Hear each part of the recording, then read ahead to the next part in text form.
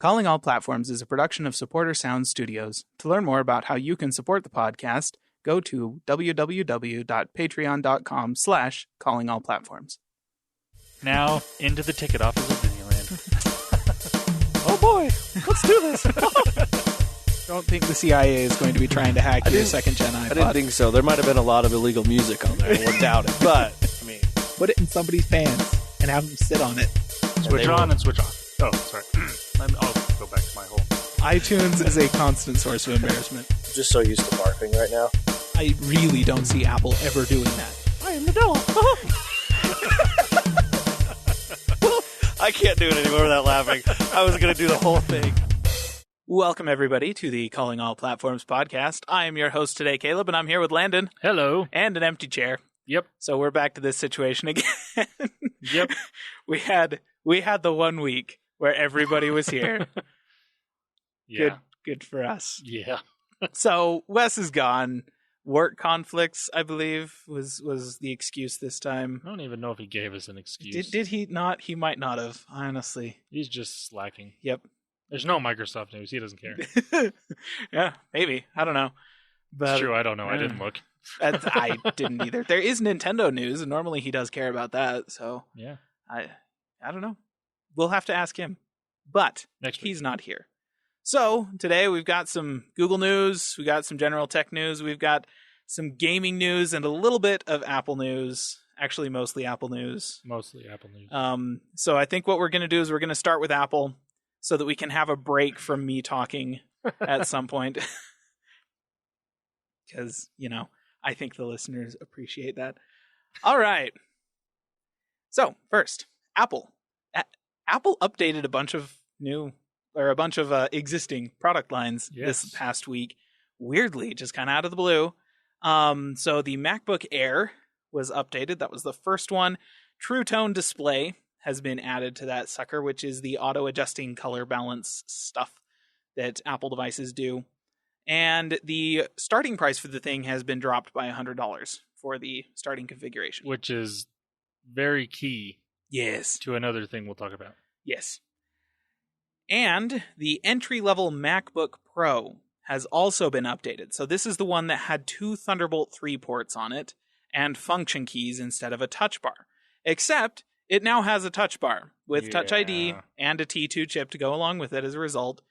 It also got a True Tone display just like the MacBook Air and has been upgraded to the 8th generation Intel processors.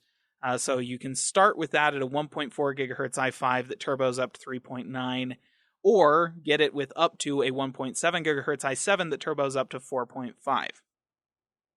Those are really big turbo numbers for very low powered chips.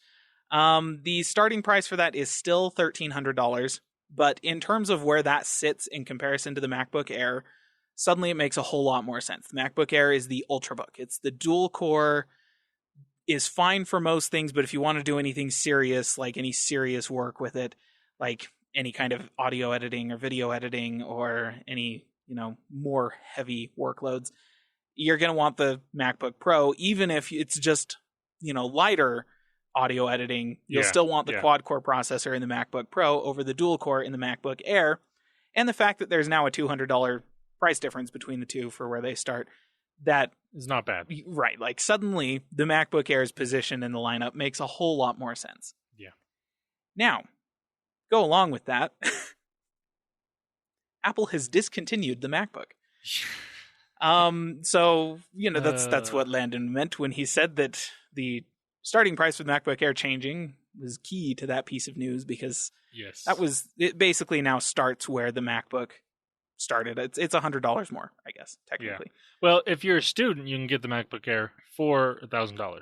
That's true. That's a good thing. Yep. Still, it's weird that they don't have a sub $1,000 laptop that's like in general specs, Yeah. And it's weird. I hope they bring the MacBook back, because they've done this before. There was a time where there was the iPad Pro and the iPad Air. Yeah. And they didn't have an iPad for a minute. Yep. And they brought that back. Yeah, they did. Kinda. They did. But here's the problem. If they bring the MacBook back, it can't be. I don't know. It can't be the super thin and light and tiny one. No. It's got to be bigger than the MacBook Air. Otherwise, there's just no point to it. So if they basically take, like, honestly, what I would love to see is for them to go, all right, here's the internals of the base model 13-inch MacBook Pro, except with maybe a slightly wussier processor or something like that, and it's in a plastic unibody. Like, back how the MacBook used to be? Yes! That's the one I had. Bring back the plastic unibody. That thing was such a nice computer. That's the one I had. And that way you could get it at a starting price of probably like $700, $800. Exactly. I mean, that's a dang good deal. Oh, yeah. Yep. Even if you throw in a stupid M series processor for the lowest end, which they probably would do, because yeah, probably. I mean, that's not horrible. No, it's not. And you know, it gives students something that's a heck of a lot more compelling. Yeah. And I think Apple does appreciate this because they continue to do the education discounts and all of that stuff. Right. I think they understand that students in college who purchase Apple computers then tend to stick with them for years and years afterwards. Yeah. Because honestly, there are a lot of reasons Apple has really high brand loyalty, but you know, just getting somebody onto the platform for a smaller amount of money, it's good business for Apple. So. And I mean, iPhones and iPads can lead to people buying Macs, but they in general don't. Yes, because they're different enough that, and iPhones and iPads work well enough either by themselves or on a PC, on a Windows PC. They're not the things that are bringing people to the Mac. Yep, they need that lower end price point to bring people into the Mac. Yes. And they need the lower end price point on their laptops because that's what most people buy. Yeah. And I think that also dropping a Mac Mini down to $500 again would also be a great idea. Yes. So you know, I think there's some stuff at the lower end of the market that Apple has traditionally had products in that is not covered right now, and that's weird. But we'll see. Yeah. Yeah. You know, and it's interesting because I would be willing to bet that partially why they're doing this is because the MacBook Pro is obviously going to be the higher selling device. Yeah. Because most people think MacBook, they think MacBook Pro, they don't think MacBook. Yep. I saw evidence of this. I saw someone, I was at our local Expercom, and I was looking for a keyboard for my computer, and someone walked in and they're like, "Oh, I want to get a MacBook Pro." And the salesman, I got to give him credit because most of the time this doesn't ever happen anywhere, but they were asking what the person needed it for, and he was like, "Have you considered just a MacBook? It'll save you a lot of money." Yeah. And I was like, good on you, because most people, that's all they need. They don't need a Pro. Oh, yeah. They need a MacBook or an Air. Yep. Or just an iPad, really. Yeah, that's really all most people need. That's true. But if you want the laptop, most people don't need a MacBook Pro. They just always see MacBook Pros or hear the term MacBook Pro, and they don't think about anything else. Yep. And so that's partially why that's the higher selling device in the laptop area. Yeah. And so I could see that being Apple's justification for not having a MacBook for a while because they don't sell as well. Yeah. And I get it, but I think the reason having something on the lower end would be nice. Yeah, the reason that they didn't sell as well is because of the price. Yeah. Like it's honestly, I feel like they were overpriced. If you were to give me the exact MacBook Pro that they refreshed in 2007, the exact MacBook that they refreshed in 2017 at $600, that's a great buy. Like, awesome. I would recommend that to everybody. But for $900? Yeah, no. Heck no. It's too much. So, yeah. But there it is. There's no, like, official discontinuation announcement as with Apple's traditional form. They just kind of took it off the store and stopped selling it. So, I did want to address that, you know how in last week's podcast I was literally complaining about the existence of the MacBook in the current product stack, and how the 13-inch MacBook Pro didn't make any sense when the MacBook Air was almost the exact same price. I literally complained about both of those things. So it's your fault. Thanks for listening to the podcast, Tim. Because they heard them like, oh yeah, let's change it, and they did it. Evidently. No, they actually changed it before the podcast went live. It was like literally an hour or two before, and I was all like, oh, seriously? I also wanted to address a rumor that I talked about on last week's podcast related to the keyboards for Apple's laptops and mobile devices, and how they were going to be going back to a standard switch design away from the butterfly switch. And that is not the case in either the updated MacBook Pro or the updated MacBook Air. They are still both using the butterfly switch, but they are using the third generation butterfly switch, which in theory is supposed to be more reliable, but who actually knows? It hasn't been available long enough to really know for sure yet. Right. So yeah, it's still that version of the keyboard. So, okay, I don't know when we're going to see this new keyboard that Ming-Chi Kuo was talking about, but he said it was coming, so honestly, I believe him. You know? I think it's coming with the 16-inch MacBook Pro. That would make a lot of sense. And then it'll come down the line to other devices, because that's going to be a selling point, unfortunately, for them. Yeah. Oh, look, we're back to a scissor switch, but it's a better one. Because it can't go back to the same one, because heaven forbid Apple do that. I'm still hoping. You want a glass keyboard. Well, okay, kind of. But no, I just want a glass keyboard for my iPad. For my laptop or my desktop, I want them to go to the maglev key switches that SteelSeries was playing around with. Yes. Like, not necessarily for, like, the gaming-esque-ness of them or anything like that, but, like, because then they could still get that thinness that they want. Right. And you can have the feel that you want. And it would be more reliable as well, because you put something like that in there, you get rid of the dome switch. You can still mount it on a scissor switch mechanism so that it still pushes and that kind of thing, and is not nearly as clacky and loud as the butterfly switch is. You can still put it on a scissor switch mechanism. That's fine. But the maglev just increases the reliability of the thing, gets rid of the dome switch, and allows you to change how the keyboard responds to you personally. And that's what I really want, because there are some people that love a ton of key travel. I hate it.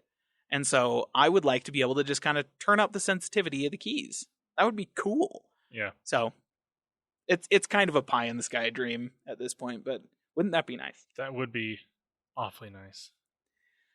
Apple also announced price drops on storage upgrades pretty much across the line. So this is actually kind of hilarious, because they did provide the list of products is amazing. So the iMac Pro, MacBook Pro, Mac Mini, and Mac Pro. Even though the thing has no pricing associated with any of it. Yeah.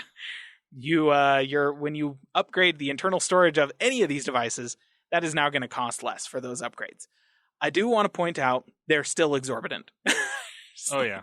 But it's not nearly as bad as it was before. It used to be that upgrading a MacBook Pro from the 128 gig starting point to 3 terabytes of internal storage or something like that was literally doubling the price of the laptop. And that's just absurd. Now it's only like half as much again.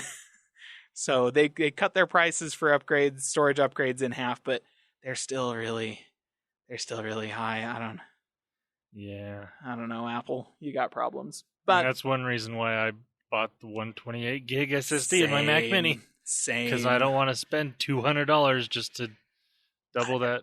I know, it's so bad. Like, it really, it's the worst. I'm going to spend $100 and get a 4 terabyte external hard drive. Granted, it's not going to be SSD, but I don't care. Well, or you can buy an external SSD for that same size that's only 1 terabyte. That's true, yeah. And it's, and plug it in via USB-C, USB 3.1 on the back, and you get almost internal read-write speeds off of those things anyway. That's true. So, I don't know. Apple's pricing for their storage upgrades and RAM upgrades as well, it's a travesty.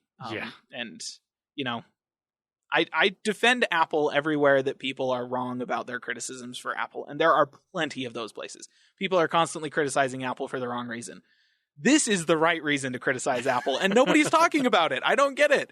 Like, people are all like, oh man, that computer starts at that much? That's such a waste of money. I'm like, no, that's actually a pretty competitive price for that hardware. You want to mock them, you should be mocking them for the fact that just doubling from the 128 to 256 gigs of internal storage is like a $300 upgrade. That's retarded. Yes. For 128 gigs of SSD. No, No.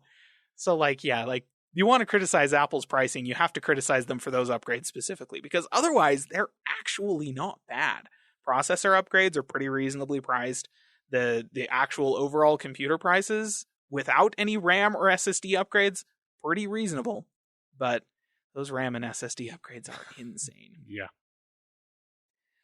Okay, last piece of Apple news. The back to school sale is now live for anybody that is going to be going back to school in the fall. Any of you students out there. I say that like I'm on the radio. You listener, are you a student? This applies to you if so. You get a free pair of Beats with various laptop and iPad purchases. And a discount on the products. Yes. So this actually isn't true. a bad deal. It's actually a pretty good deal.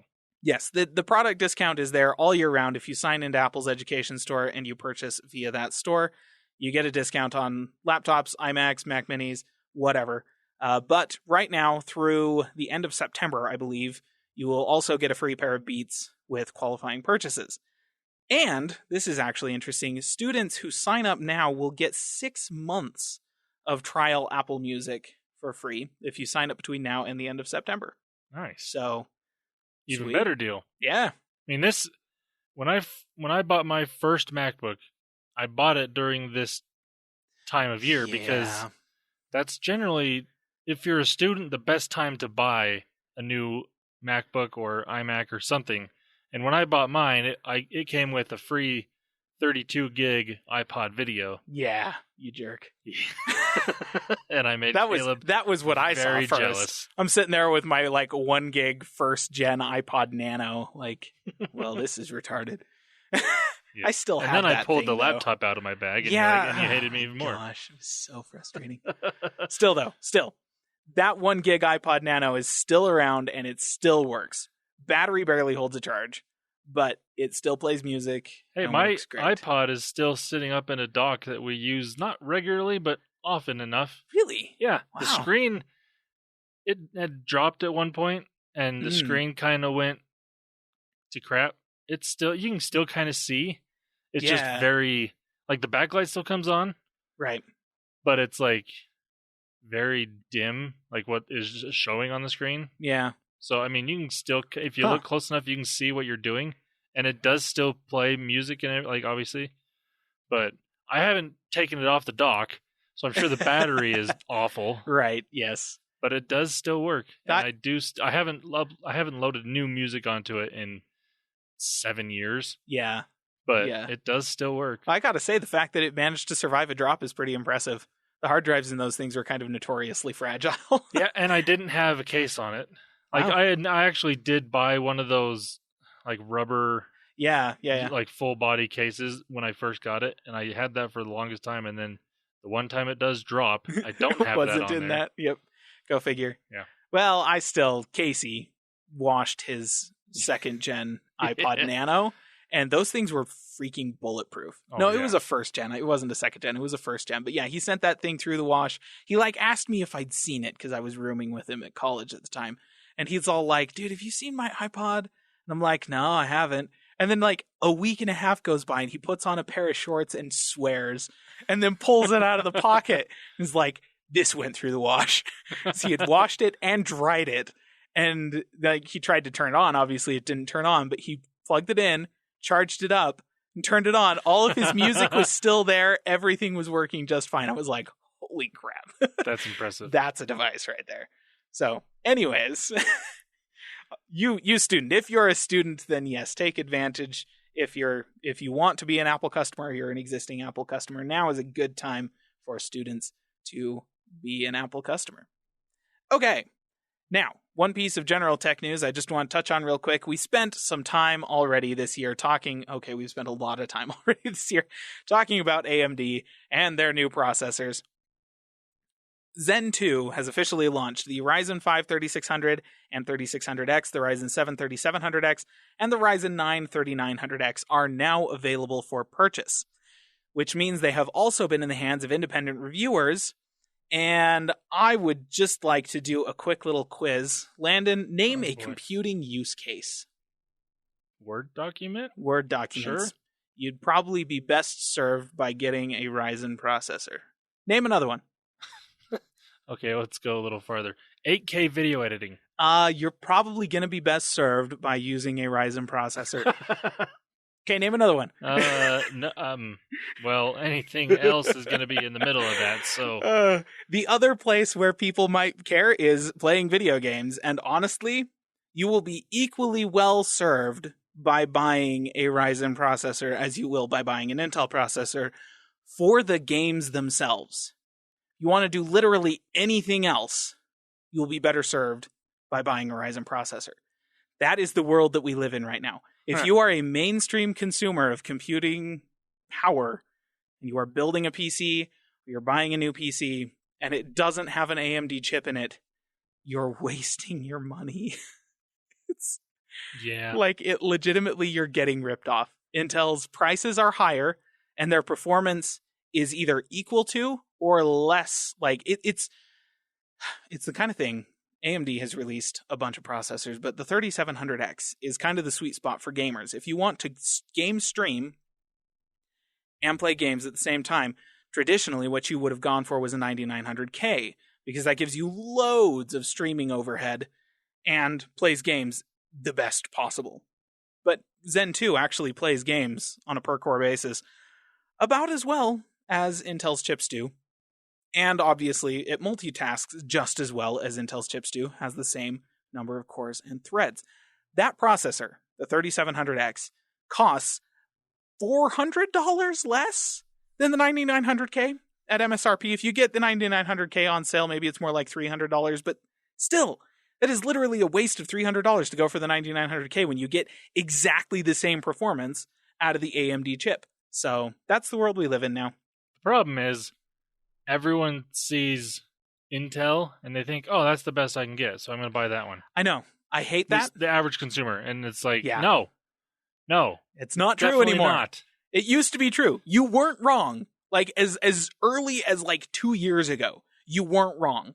You know, I built the first iteration of my current gaming PC, which, at this point, I think the power supply is the only thing that is still in there from my original configuration. So, but anyways, when I built the computer that had that power supply in it originally, I went with Intel because that was the obvious choice. I wanted to play video games with the thing. Intel was going to be the best bang for the buck, like, frankly. And you know, if money was no object and you had all the money in the world to spend, you obviously went for Intel because that was just the best power. It was the best chip you could get. But then now, like 5 years later is all. And if you're buying Intel, you are wasting $300 almost guaranteed with pretty much any chip across the lineup. The best, like I would say from what it looks like now, it looks like the best value for performance is the Ryzen 5 3600.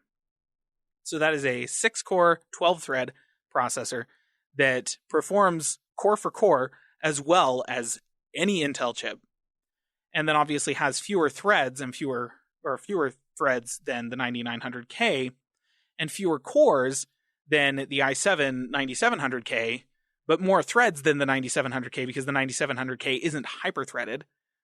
And so, like, honestly, the line gets pretty blurry with the 3600 once you're talking about that chip. In multitasking, it is better than the 9700K, which is a processor that costs more than twice as much money. And it's just insane. So if you're building a computer right now and you're not looking at Ryzen, you're an idiot. It is to the point now where I can't even be kind about it. Like, honestly, it has been this case for so long. Like I've been saying for years, if you weren't at least considering a Ryzen processor, you were making a mistake. But now, frankly, if you're not considering a Ryzen processor, you are straight up blinded by fanboyism, and I can't understand what is going through your head right now. Like, it's just look at them, look at the performance, look at the reviews. Everyone is pretty much on board with the whole concept that yes, Ryzen Zen 2, it's amazing. So, woohoo! Okay, that's all the tech news that I have. So let's throw it over to you, Landon. All right. So some Google news that I have: the Beta 5 for Android Q is now available, and I've had it on my phone for a few days. And I will just go right off and say, initially, the very first thing that I noticed is better gestures. Well, not necessarily better gestures, but they flow better, let's say. So it's more smoothed out. Bugs are getting taken out, Right. which makes sense. The 5th beta is supposed to be something that could be a final release. Right. The 5th and 6th betas are basically final releases, just minor things tweaked here and there, maybe some feature adds and whatnot. Yeah. But for the most part, it's just trying to smooth things out. Yeah. And so, like, I deliberately put these gestures on my phone because I want to get used to them, because that's how I'm going to be using the phone. And like, even on my original Pixel with the Android Pie, nope, yeah, yes, Yeah. with that beta, yeah. Anyways, with that beta, I put gestures on even though I didn't need to have the gestures on, Right. because one, I knew I was going to be upgrading to the 3, which was default gestures. Yep. Initially, now you can switch it and stuff, but Right. initially default gestures, and I was like, well, I'm going to get used to them. I'm just going to bite the bullet right away. I know it's going to happen, so I'm going to do it. Yeah. And I didn't mind those gestures. They weren't the best. It did still have like push to go home and an actual back button. Mhm. So it wasn't full on gesture like Right. the iPhone stuff. Yeah. I mean, these gestures now, at least the ones that I use, are full on iPhone style gestures, and they are not bad. Yeah. And they weren't bad in beta 4. They're even better in beta 5. Okay. They're just more responsive. Like, swiping partially up to get to your recent apps actually is a lot quicker. That was one thing I always hated with the beta 4 gestures, is it took a good second, Ooh. like half a second to a second, to, if you were not within an app. So when you're in an app, it would do it relatively quick. Right. But just on the home screen, you slide slightly up, and it would just want to open the app drawer Yeah. instead of going to your recent apps. Now it's a lot quicker, so that's nice.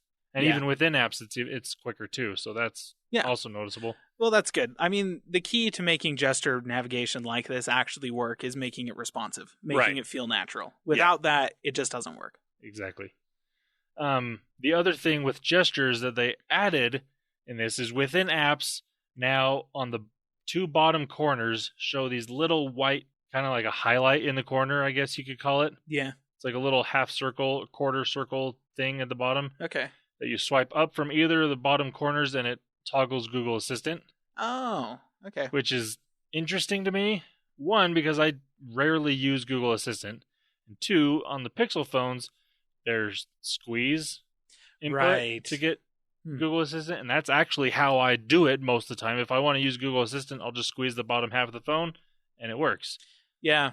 So, to me, I like the idea of these gestures, but I wish they were customizable. Because I would throw one as the camera. Yeah. That I could do from anywhere, like home screen, in an app, whatever. That's what I would do with at least one of them. Being able Another to quick one, launch the camera, that's always I kind of miss having a dedicated button on the side of my phone for a camera. Yeah. So that would be one, and I hadn't really thought about the second one. I was like, what would I do with that? But now I would probably do notification tray. Yeah. Because trying to go to the top of the screen oh my gosh, on this tall of a phone is not the easiest thing.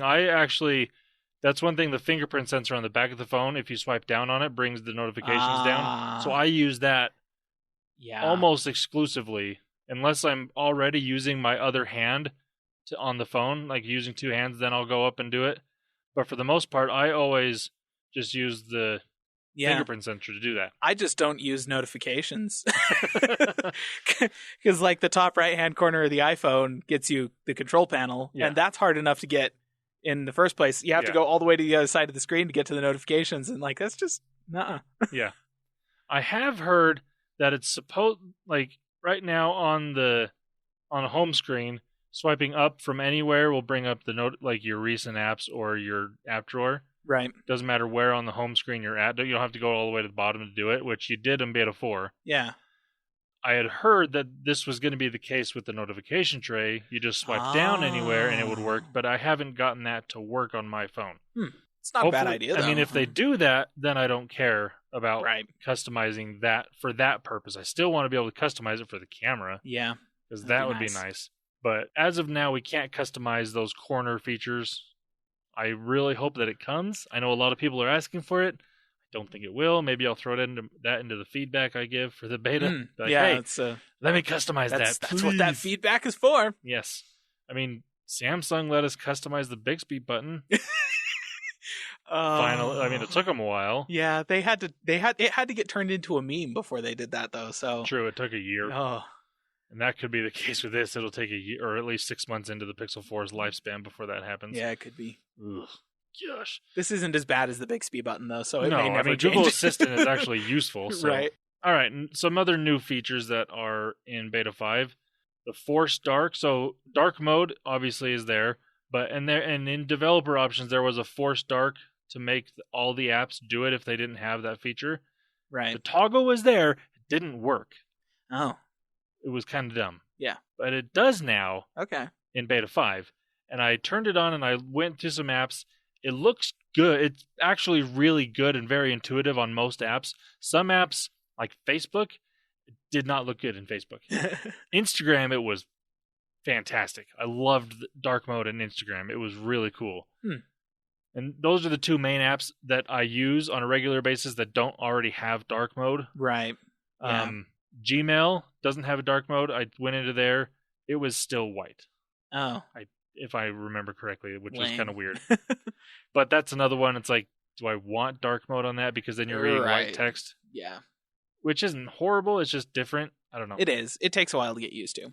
Another thing that I noticed with dark mode on is if you have app folders on your home screen, the background of those in Beta 4 was not black. Well, may have been full on black or just really dark. Mm-hmm. It's a slightly lighter gray color now, Okay. which actually looks better because that was kind of daunting to open a drawer and all of a sudden super dark in that section. It's like, oh. It was kind of weird. But Enter the abyss. yeah, exactly. I actually think it looks a little better now. Another thing that I really like, and I knew this was coming, but I kind of forgot about it until I got a notification, is location notification. So what this is if an app is using location when you're not using the app, it will let you know that that app tried to access location, and you can either turn off access to location for that app altogether, or have it run only when you're using the app from the notification. Nice. And I noticed it because Facebook Oh. tried using my location. I'm like, let's turn that off. I didn't turn it fully off. I just did it while using the app. Yeah. But it's like, that's so predictable. I've had it happen with a few different apps now, like since I've gotten the Beta 5 on my phone. But that one, that was the first one. I'm like, oh, of course that's the first one. Yeah. Oh, yeah. No, obviously. But I really like that feature, and I'm like, I had kind of forgotten that was coming, but once it popped up, like, yes, I'm so happy this is here. Yeah. All right. That's good. Yeah. That's good. The next thing that I didn't notice when I restarted my phone, I haven't shut it down and restarted again to actually see if this is the case on mine, but a dark boot up screen. Oh. And that's something that I absolutely hated ever since they switched over to Pixel. Is it's got it when the phone turns on, it's a bright white screen, like yeah, full freaking brightness basically, and the G logo's in the middle. And so like sometimes that's not a big deal, but if like you're in bed, it's nighttime, and you turn your phone on, gosh, that's it's one of those you push the power button and then smother the thing under a pillow. Exactly, and that's what I did. But now, and it isn't on every phone, like all Pixel phones, from what people have noticed. They've only been able to see it on the 3 and 3XL. But when I initially rebooted my phone for the update, it didn't happen. And I haven't turned it off and turned it back on yet to see. Right. I would assume it would be there, but I just haven't done it yet. But I'm very happy about that. Yeah. So all it really shows is just black with the G logo in the middle. Yeah. On the boot up. And nice. Thank you, Google, because that was the worst thing when I switched from Nexus to Pixel, because the Nexus phones all had a dark boot up screen. Yeah. Honestly, most phones have a dark boot up screen. Yeah. iPhones do, Samsungs do. It's dark with the company logo in the middle, and yeah, weird. That's why I hated the white. It's just Yeah. So even in the daytime, it's like you're going from a phone that's off to a phone that's trying to blind you, and it's horrible. That's perfectly normal. I don't know what you're complaining about. Yeah, I guess. All right, that's all my Google news. Sweet. Beta 5 now available. If you are running the beta on your phone, you probably already have it. If you don't, go check for it. If you are not running the beta, if you have a Pixel phone or a phone that supports the beta, this is a solid update. Yeah. Like I said, this is basically full on ready for release. Heck, even beta 4 I thought was really good. It was slightly buggy in a few features here and there, but for the most part it was stable enough that I throw it on my phone, obviously. But beta 5, definitely check it out if you want to. Nice. All right. Now some general tech news. This is actually good news. Oh, good. AT&T is actually looking out for its customers. What? They are now automatically, by default, blocking robocalls. Yes! Yes! Now, this comes partially because of an FCC law that used to be in case where it had to be an opt-in thing. Right. But that law is no longer in play. And within a couple of days, that's the amazing part here. Within a couple of days of this happening, AT&T said, "Oh, this is on by default now." Thank you, AT&T. Did that FCC position change after John Oliver's post, whole video about that? Well, it was this past week, so probably. After he had a robocaller set up to call the chairman and all the people on the FCC. Anyways, that's fantastic news. Yes. I have actually heard that pretty much every cell carrier phone provider in the country has basically come out and said, I mean, we have the tools for this. I believe Verizon tried to sell them to customers. Yeah. And because that's Verizon, I don't think anyone's really surprised. But it would not surprise me to see everybody basically turn around and go, okay, we're just going to block these now. Well, now that, especially since one of the top 3 carriers has done this just automatically by default. Yep. If the others don't, they're going to hear about it. Oh, yeah. And people are going to be pissed. Oh, yeah. Even if it's just it's been an opt-in thing, but it's one of in past, it's been if you know about it, if you can find it, it's opt-in. Yep. Now AT&T, it's on. It's an opt-out, which thank you. That's the best thing ever. I honestly I wonder what that means for MVNOs. Does that mean that they have to also implement the technology on their own side, or is this people that they're renting the bandwidth from going to? I don't know. I don't know how that's going to work. It'll be interesting. I have an MVNO. That's my service provider, so I will find out, I'm sure. Yeah. That is such Just great wait till news, T-Mobile updates it, because you go off T-Mobile towers. Yes. Yep. So once T-Mobile, if or when they do this, they'll be the next ones. I'm sure they will. Yeah. Verizon's going to hold out the longest. Probably. But yeah, so we'll have to see what they do. And also with probably Google Fi, because they go off T-Mobile and Sprint towers. Mm-hmm. So once T-Mobile does it again, we'll have to see what happens there. Because I'm curious. Yeah, totally. Google has the money; they could do it. Right. Smaller MVNOs like yours, don't have the money, and probably not. But it all depends on how difficult it is to implement. That's true. Yeah. So MVNOs. It took a little bit longer to get Wi-Fi calling, right, than the first party carriers did, but it came, and it honestly seemed like it was just a matter of them having to basically code their software on the back end to work better with the first party Wi-Fi calling protocols, and that was it. Yeah. So hopefully that works. Yes. That's all my tech news for today. Sweet. That is a great note to end on. Oh man, robocalls. Yeah. Finally getting what they deserve. And actually, if listener, if you want to go watch the John Oliver thing about robocalls, it's hilarious. I'll try and find it and put it in the show notes.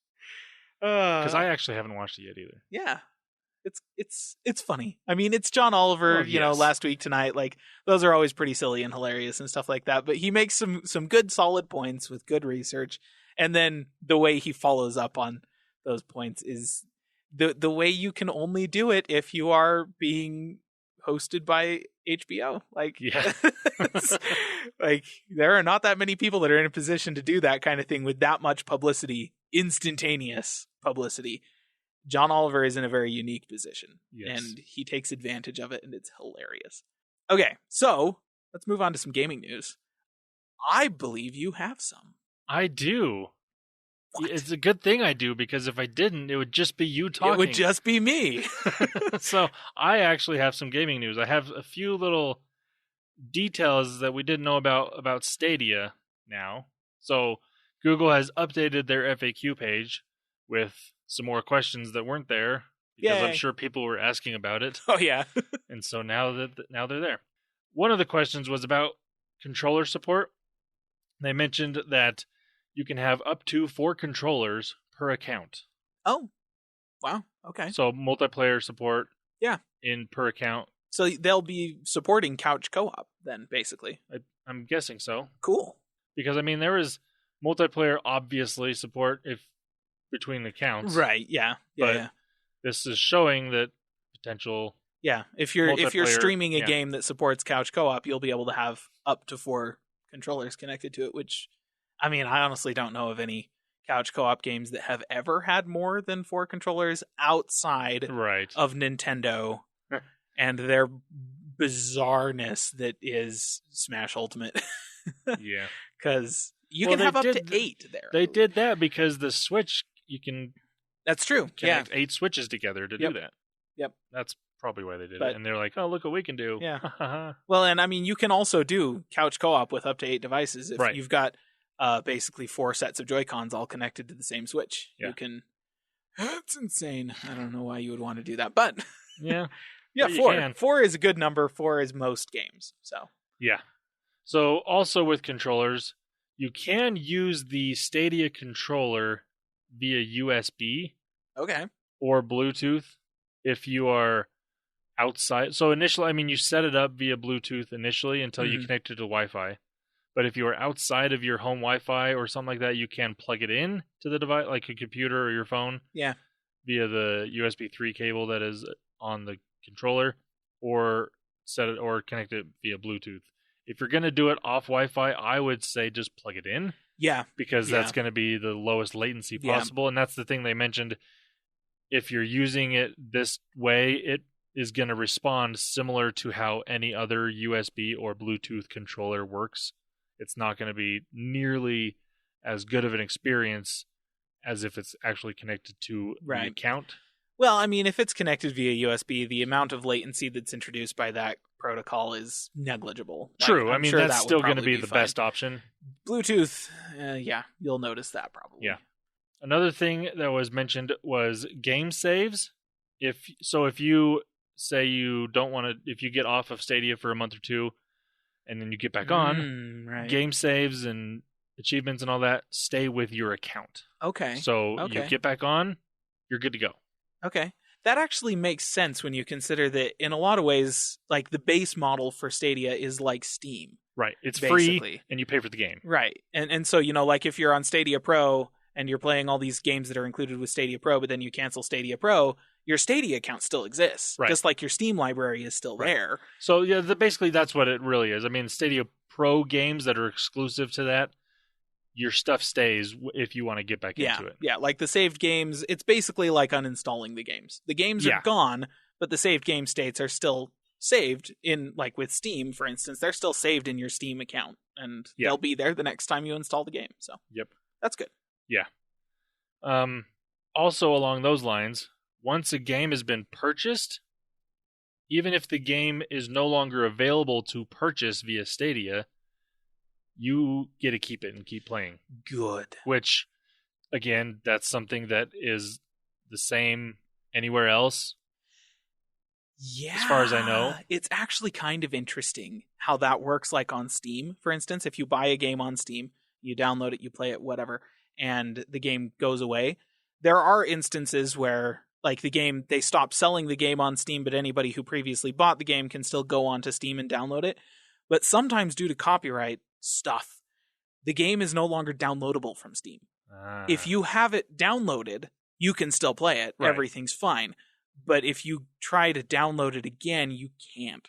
Huh. So if they're basically saying that they're going to make it so that if you bought it, then you can play it because there's no downloading, right? Right. No, yeah, it's all That's Wi-Fi.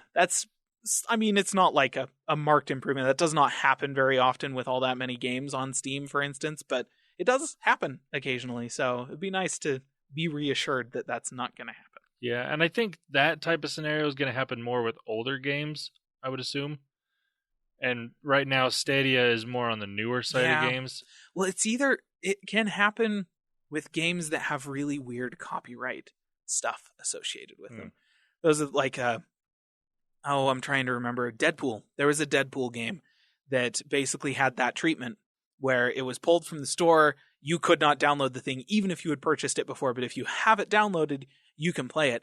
And, PT, the playable teaser that was for the Silent Hills game that was going to be made by Hideo Kojima and directed by Guillermo del Toro, which was going to be the greatest horror game in the history of the genre. They released a playable teaser for the thing called PT on PlayStation 4. That was basically just like a 2-hour nightmare that was, I have on good authority, because I am not a horror aficionado, but I have on good authority from quite a few horror aficionados, possibly the greatest horror game ever made. And it's literally just a 2-hour teaser of what they were going to do. But Hideo Kojima had a falling out with the copyright owners for the Silent Hill, and Guillermo del Toro was kicked off the project, and yada yada. A whole bunch of horrible things happened. They backed out of it. The production company backed out of it, and the license holders for Silent Hills pulled their rights, which meant it vanished from the PlayStation 4 store one day and was no longer available to download by the people who had already downloaded it. And so literally the only way you could play the thing was if you had a PlayStation 4 that had the thing downloaded already. You can go onto eBay and buy those things for $700 to $1,000 because the game is that good, and that's literally the only way to get hold of it. So, yeah, like it happens with like new stuff too. Like it's not good. It's really obnoxious, and I kind of hate it. But you know, it's been known to happen. So if Stadia is promising that particular case won't happen, then I'd have a hard time nice. With something like that. Oh yeah, but you're not the only one. And the other thing is like where these aren't downloaded games. Yes, I mean. It's interesting, but as of now, that's what they're saying. Yeah. So be interesting to see if anything. I mean, you know, hopefully nothing bad ever happens, and we won't have to worry about it. But right, we'll see. Another thing that people have brought up is virtual reality, and as of now, they have said they are not doing anything with that. I'm sure there might be something in the works. I would be surprised if there's not, considering it's Google. But as of now, nothing is coming anytime soon. Right. That's fair. Well, cool. That's all my gaming news. All right. Stadia. It's going to happen. We're going to it's looking better and better the more I hear about it. Somebody's going to try it out, right? One of us has to. I mean, somebody. We'll figure it out. Okay. So, I have some gaming news. First, I want to, listener, this is the thing that is most likely to appeal to you. The Switch Lite. We talked about this a couple of weeks ago. I had some rumors about what the Switch Lite might be. I ran over those. I was right. Yes. I'm just that good. So just a couple, yesterday, I believe it was, Nintendo released a video announcing the existence of the Switch Lite. It is a Switch. It's a Nintendo Switch that is handheld optimized, which means no detachable Joy-Cons. Just like we said, slightly smaller screen, and it's a smaller, more lightweight device with the controls laid out a little bit better for handheld use, unlike the Joy-Cons, which are kind of a weird hybrid of handheld and separate controller. So because of that, it means that obviously Joy-Cons don't detach, which means you're not going to have any of the special Joy-Con features that you get with the normal Switch, like the HD rumble or motion control or IR support that's built into those.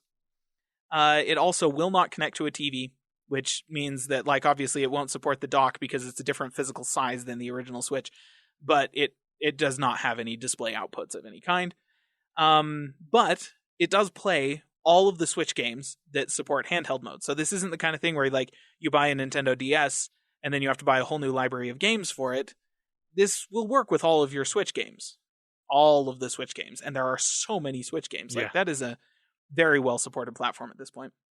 I guess the key takeaway here is if the price is right, this might be the device for you. If you don't expect that you will ever play the thing in your living room on the TV, then $199, $200 launch price for this thing, $100 less than the base Switch. This might be what you want. Yeah. So what they've said is launching in the fall. So we got a couple of months before this thing launches. But there you go, Switch Lite. Yeah. I mean, it reminds me of the PlayStation Vita. Yeah. Except for the fact that it can play every game that's available for the regular Switch. Yep. And that's the big difference. And that's the huge difference. I mean, that's amazing. That's the selling point. Nintendo has always done handheld games very well. Oh, yeah. They've dominated that that space ever since the Game Boy launched. Yeah, like I don't think anybody else has ever really dominated that space. I mean, they were basically the first ones to market, weren't? I mean, the Game Boy was the first handheld. Game Boy was one of the first legit gaming devices. Yep, and they've basically been the top-selling handheld gaming device ever since. Yeah, I mean, like I said, Sony tried with the PlayStation Vita. Yeah, and what was the other? The PlayStation Portable. Yeah. Before that, and they were good devices. But they were very limited on what they could do. Yep. And I mean, granted, the Game Boy and the Nintendo 3DS and the three those are Game Boy those were Advanced, limited as well. DS. But the fact that they now have this, and this is basically going to take from any of the other handheld. Do they even sell other handhelds right now? I think they are still selling the 2DS, but I think that's the only one. Yeah. So it's like this is in place of that, but it's giving you so much more. Yeah. Oh, yeah. So much more. I really like this direction. Let's have a library of games that works for our living room console and our handheld console, and then we just design two different pieces of hardware for them. I honestly think that if they continue on that route, then the next version of their next console, their next living room console, probably won't be portable. Yeah. It'll probably be a $300 living room console that just has slightly better graphics. And then they'll have a handheld version that is the exact same thing, but portable. Yeah. Plays all the same games, but portable. So, they may very well go in that direction. It's very smart, I think. They've always dominated handheld games because they've always given it the attention that nobody else was really willing to give it. Yeah. They spent the time to develop the games and yada, yada, yada, and it worked. It worked really well for them. And because they did their part, which in turn made the devices sell, developers noticed that. Oh, yeah. And so they make games for it. Yep. Whereas with the Sony products, Sony didn't do their due diligence with the product. No. So it didn't sell as much. So not as many developers thought, okay, well, I'll put some significant time into, because you're going to need to, especially if it's a whole different platform like the older handhelds were. Oh, yeah. Whereas this one, it's the same platform. Yep. Developers don't have to do a dang thing. Yep. It's just going to work. It's great. So, yeah, there it is. Nintendo Switch Lite. It's, we kind of knew it was coming, but it's nice that it's coming. Like, I appreciate what it is. Yeah. I mean, it's missing a few features that would have been nice if they'd been there, but, I mean, the obvious point is, like, look, if you want those features, spend $100 more, get a Switch. Yeah. So, there you go. Also, on the Nintendo side of things, I just want to mention really quick that Fire Emblem Heroes 3 Houses is launching shortly. And for anybody who has played, like, my entire exposure to Fire Emblem is Fire Emblem Heroes on my phone. It's a really good game. Like, it's a great strategy game. And Fire Emblem Three Houses looks really good. And honestly, they might sell me a Switch just with that game alone. Now, you're going to go for the regular or the Lite? I'd probably go for the regular. I think being able to play it on my couch. That's true. That's a big deal for me. Yeah, and having the bigger screen and whatnot. Yep. And you can still get a regular controller for it if you want. Right. Yep. And that's kind of the thing. Like, mobile gaming for me, I mobile game in short bursts. Right. You know, like I don't sit down for protracted play sessions the way that some people do with their handheld consoles. And because of that, Nintendo's handheld offerings have never really appealed to me. There's always been a bunch of good games on them that you can play in short bursts, and they've been fine for that. But my phone also does that very well. And so what was the point in spending the extra money? Right. It's the long, protracted, more drawn out, involved gaming experiences that phones don't do very well, that Nintendo's handheld consoles do. But if I'm going to have that experience, I want it to be on a computer or on a TV. So that's my use case. Lite is not for me. But I do know a lot of people who had Nintendo DSs and stuff like that, loved the very involved, epic RPGs that were available on those things, that would absolutely love to have a Switch Lite and be able to play stuff like Octopath Traveler and Breath of the Wild and stuff like that. So, you know what Nintendo needs to do? They're not going to do it because this would eat away at their regular Switch sales, probably. But give cast support ooh, to the Lite. oh, Give Chromecast support to the Whoa. to the Switch Lite, and then that's the ultimate device. yeah, yeah, Because I mean, then you don't have to buy the adapter for the Joy-Cons to make it feel like a normal controller. It's still the full thing. You just don't have to look down at that small screen. You can look up at your TV or whatever monitor you want to have it on. yeah. Oh, whoa. It's not going to happen Yeah, because it won't again, that would no totally defeat the purpose of the regular Switch. Yep. But Yep. man, that would be amazing. Yeah. Oh, somebody will hack it probably. Okay. Last piece of gaming news that I have. AMD. We're back to them again. I just can't stop talking about these guys. No, seriously. The 5700, the RX 5700 and 5700 XT, the graphics cards that AMD announced a while ago that NVIDIA tried to one up with the Super line of graphics cards a couple of weeks. Was that 2 weeks ago or just last week? I can't even remember. It's all happened so dang fast. Yeah. But NVIDIA tried to one-up it with the Super line, and then AMD turned around and hit back by reducing the price of the 5700 and 5700 XT by $50 or $100 respectively in order to compete better with the Super line. There are a lot of really interesting things about this launch. So the project manager behind AMD's graphics division tweeted at NVIDIA on the launch day of the Super cards, "Jabated." Single word. That's it. Jabated.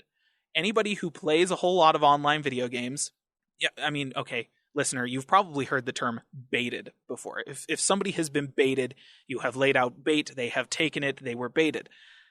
Jabated is just the rude the rude version of that. That happens a lot. It's when you have basically fooled somebody into doing something stupid and then reversed it on them and you made yourself look really good. And basically what we can take this tweet to mean is that AMD always intended to launch the 5700 and 5700 XT at the price points that they are at right now.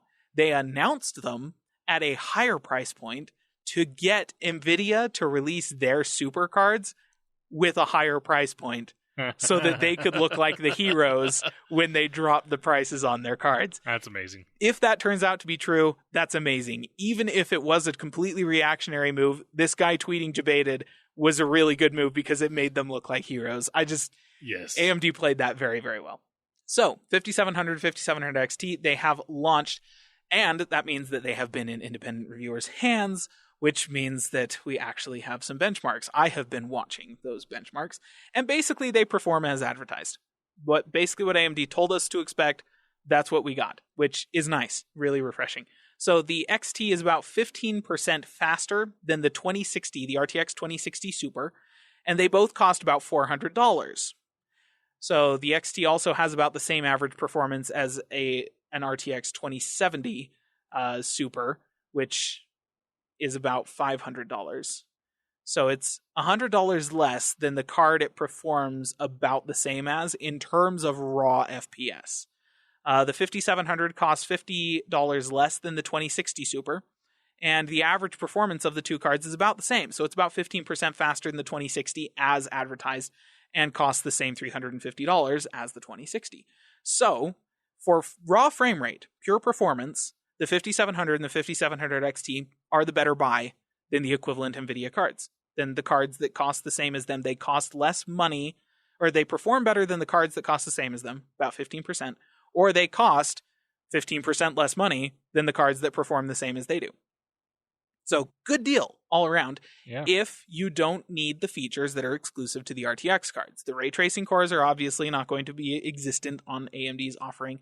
NVIDIA also has a superior media encoder built into the thing. So if you are using your graphics card to encode game streams or something like that instead of your CPU, then you're going to get better quality streams off of NVIDIA than you are off of AMD. So there's a couple of other things like that where NVIDIA does have a superior feature set.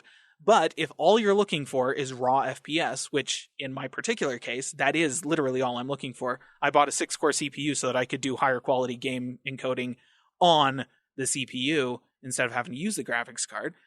So, I literally just need FPS. I don't want RTX, whatever. And, if they cost $50 more than they do, then they would not be nearly so compelling. But the fact that AMD dropped prices on the things actually puts them into a really, really competitive space with the RTX Super cards and means that, come November, I'm probably going to be buying a 5700. Not Nice. the XT. I don't need that much horsepower. I'm only driving 1080p, like whatever. Right. That's my deal. But I mean, Black Friday sales Right. are going to put them even cheaper. Yeah. It's like, why not? The thing is $350 now. I fully expect to pay about $250 for the thing around Black Friday. Yeah. I mean, and if you're looking to upgrade your graphics card, yeah, why not get these ones? Because it's like, just honestly, people, I had somebody at work come up to me after AMD announced all this stuff or after they released all this stuff and we finally got some independent reviews. It was just like, okay, so I mean, you're building a new computer right now. Is it an all AMD system? And I was like, without any hesitation, yes, it is. I'm sorry. For the price points that I build in, I don't see any reason not to do all AMD. Yeah. I get more cores for less money, better CPU horsepower, and with the graphics card, with the 5700 specifically, I get more horsepower, it costs less money, and that's literally all I'm looking for right now. Yeah. It would be I'm talking about building a computer that's in the $500 to $600 range. Not like any kind of massive gaming monster or anything like that, but which will push 100 and 120 FPS at 1080p. So if you have a 1080p 144 hertz monitor, then dope. Like, you've got a really great setup right there. And that's kind of what I'm looking at. That is the price range where I am at. And in that price range, I don't think you can beat it right now. Honestly, if you go up higher, then if you go up past the 2070 Super, then the 2080 Super and the 2080 Ti, they're the beasts. They're the ones that push all the frames, the most frame rate. And the fact of the matter is the Radeon 7, the Vegas 56 and 64, in some games, the Radeon 7, which costs twice as much as the 5700 XT, performs the same or worse than the 5700 XT. So the 5700 and 5700 XT are great gaming cards. The Radeon 7 is for a completely different use case. Costs the same as a 2080 Ti, as the 2080, performs sometimes about as well, but it's real hit and miss with that. So if you want the most frame rates and you have all the money, then you're going to be buying an RTX card. That's totally fine. And we're in a weird position now where if you want cheaper stuff, you do get a better value for money below the 5700 by going with the GTX 1660. I wouldn't get a 1660 Ti. The price is too close to where the 5700 is, and the performance is so far worse. I still think you'd be getting better value out of the 5700, but the 1660 gives you similar performance to the RX 580 and costs the same or less than the RX 580 and is more efficient and still has all of the NVIDIA features like the superior H.264 encoder and stuff like that. So it really is just kind of this weird middle space where AMD has captured the whole AMD system kind of place. Outside of that area, you're probably still going to be buying an NVIDIA graphics card. But just the fact that they have managed to hit that $500, $600, $700, $800 price point and just like nail that down as, if you're building an all AMD system in this price point, objectively, nobody can really question that because you have got a great system that performs as well as the system that is from Team Blue and Team Green. So good job, AMD. That's really all there is to it. Yeah, definitely. All right. That's all of my gaming news. Do you have one more thing, Landon? I do not. Okay. Well, how about you, Wes? Do you have one more thing? No? No? He doesn't? Okay. We need to put an audio clip of Wes saying bye-bye in here at the end. Do we have one? We probably don't. No, I don't think so. Anyways, thank you, listener, for joining us to catch up on all the awesome stuff that has been happening in the tech world over the past week. We really appreciate your support. If you would like to help out the podcast, you can always check out our Patreon page. You can go to our website and you can buy t-shirts and stickers and all kinds of cool stuff like that. You can also follow us on Facebook or Twitter. If you want to actually talk at us, that's cool as well. And also make sure that you hit that subscribe on the podcasting thing of your choice so that you can hear all of the future episodes that are coming up. Yeah. So thank you so much for your time. You have a wonderful day. See ya.